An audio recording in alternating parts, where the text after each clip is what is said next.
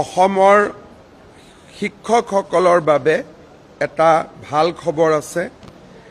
আমাৰ শিক্ষকসকলে বছৰত 10 দিন এটা তেওঁলোকে আৰ্ণ লিভ পাইছিলে, যিহেতু ভেকেশ্যন ডিপাৰ্টমেণ্ট কাৰণে তেওঁলোকৰ আৰ্ণ লিভ আন চৰকাৰী কৰ্মচাৰীৰ তুলনাত 10 দিনত সীমিত আছিল।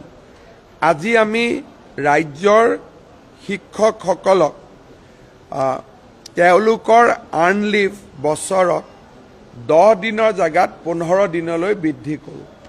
আমাৰ সদৌ অসম কৰ্মচাৰী পৰিষদ আৰু ৰাজ্যৰ শিক্ষক সংগঠনসমূহৰ এটা বহুদিনীয়া দাবী আছিল।